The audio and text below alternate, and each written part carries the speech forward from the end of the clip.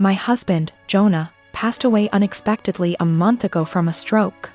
I don't want to get specific about that part, it's the worst pain I've ever felt in my entire life. And I'm still not sure how I'm ever going to move on. We were married for 5 years, together for 7. The past 2 years we've been trying for a baby, but we're just getting to the point of considering IVF when he died. Jonah had a close friend in high school named Marjorie. Marjorie also ended up going to the same university as he did, and they spent a lot of time together during those college years. Jonah said that he liked Marjorie's company, but never felt anything beyond friendship with her, which I totally believe.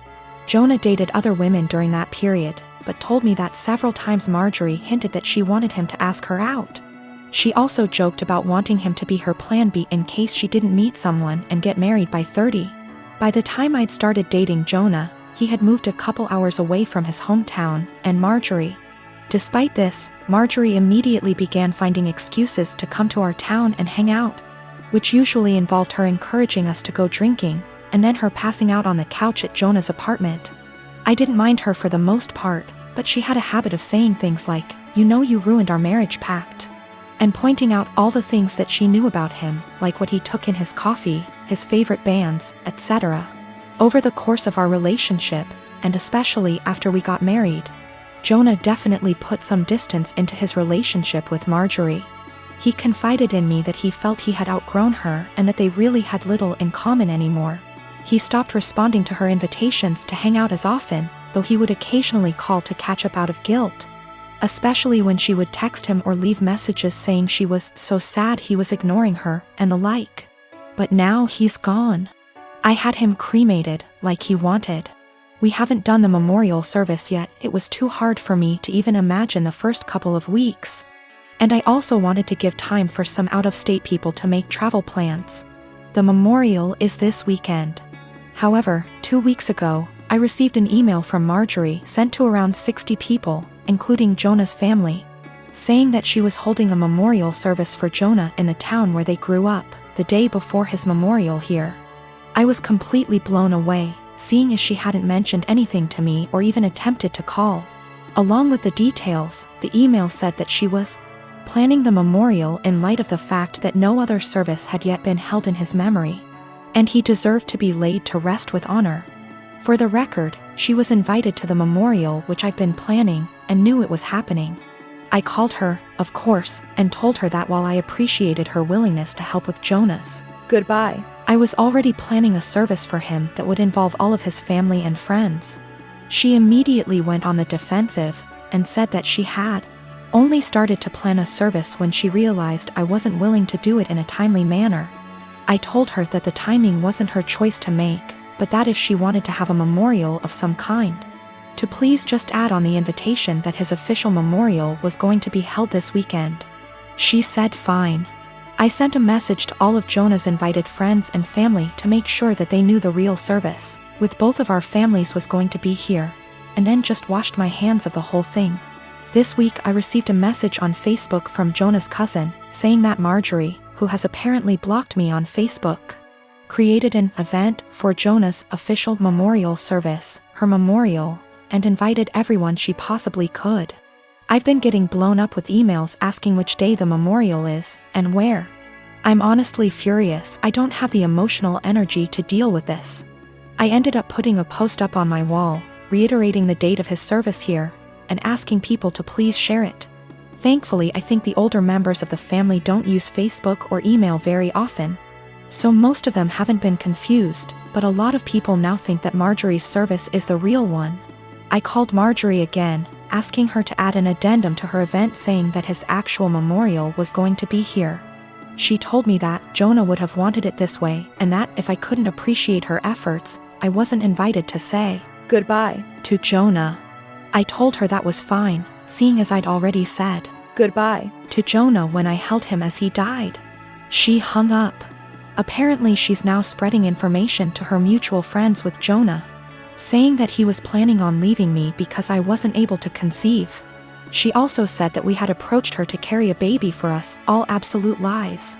His cousin sent me a screenshot of a text where she said that Jonah always thought we would have the cutest baby together, and that angry widow doesn't understand how much he wants children. I'm at a loss as to what to do. I don't care what she says about me, but she's now tarnishing my husband's memory, especially saying that he wanted to divorce. Jonah would never have left me, and anyone that knows him at all knows that we were committed to each other above all else. I need to figure out how to tell this woman to off without encouraging her to spread more lies. And I also want to just forget the whole thing and crawl in bed and never get up again. I am currently divorced from my ex Thomas of 30 years. We ended up seeing a lawyer to help with dividing stuff. Everything was pretty much wrapped up till he said he no longer wanted any part of our kids' lives. I didn't argue with him about it since I already know what it's like having a parent who doesn't want you around, or wants to be in your life. I asked what he wanted me to tell the kids and he just said, "Whatever you think is best, I don't care. I don't want to parent anymore." Everything was in agreement and signed with no fuss. A few weeks later I get a call from my ex Mill asking if we could meet each other. When I came over she broke down crying and begging to let my ex see his kids again. I was confused about what she meant because not once did he contact me after meeting the lawyer. She went on about how my ex said he really missed them and that I was just a petty B*TCH for taking full custody. Also that he was crying for days about it. I told her my version of events and she called it BS, saying her son wouldn't lie like that, especially not about his kids. Then I decided to call him in front of her. He didn't know she and I were meeting that day. I said, "Hey, has a soccer game in a few days," which he did, and I was wondering if you wanted to go? I know he'd really love it and be happy to see you. He instantly said no. I already said I'm not doing this anymore. I asked, "Well, how do you think this is going to affect Denise, his mom?" She is over the moon about them. He just said she loves me more than the kids, so I doubt this will be an issue for her. After a bit more talking we finally hung up. Ex-Mill was straight-faced and nodded at everything that just happened. She asked me to leave and said we would be in touch. Later that day I got a call from my ex saying how it's my fault he was kicked out of his mom's house, and possibly will be taken off her will. Also that none of his family members will talk to him because of what ex-Mill heard. He threw a lot of insults at me before I hung up, and now him and his mates keep calling and texting me. My friend is saying I shouldn't have said anything in the first place and I ruined his life. Yes, I plan to let Denise see the kids because I know she just wants to give them the world along with the rest of his family.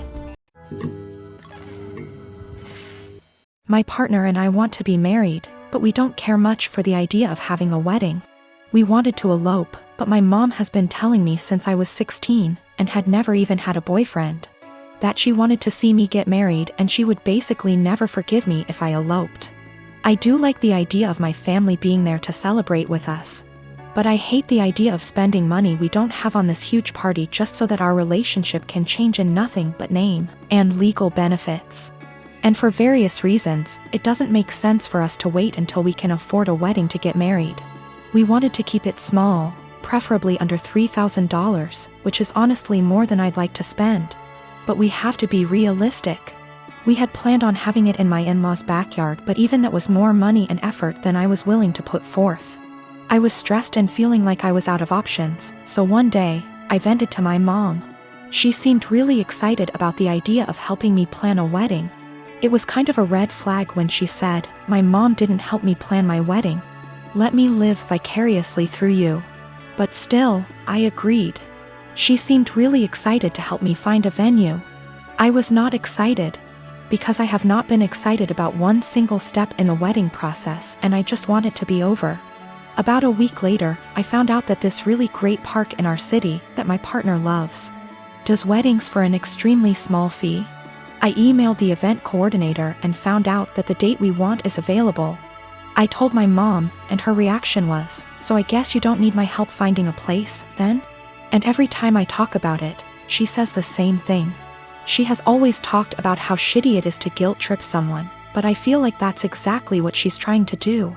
I honestly can't tell whether or not I've done something wrong. Like, I'm not sure if I implied that I would only get married in a place she helped me find.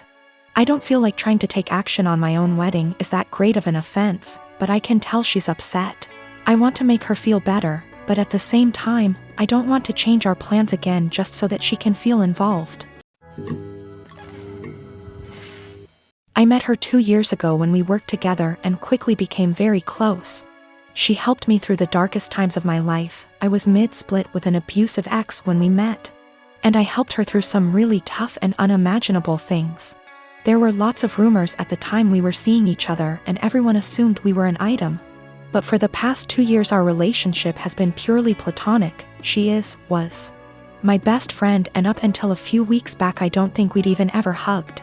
Fast forward to a week ago, she came over for dinner and wine. This is very common and normal. We had more than usual and she was over the limit so couldn't drive, so she stayed the night.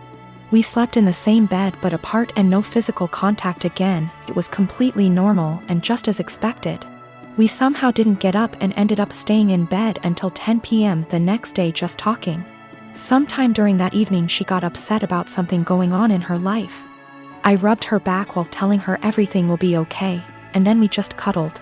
Probably the first bit of real physical contact between us, but nothing was sexual. Didn't feel weird and she went home and it was all okay. This last weekend we had a hiking holiday planned, where we'd be sleeping in her van. She has a converted Transit. It's one bed but we thought we'd be fine. First night it was freezing, ending up cuddling and spooning but again didn't feel sexual. Second night is where it all went a bit wrong. We drank a bit too much and the spoon ended up getting carried away.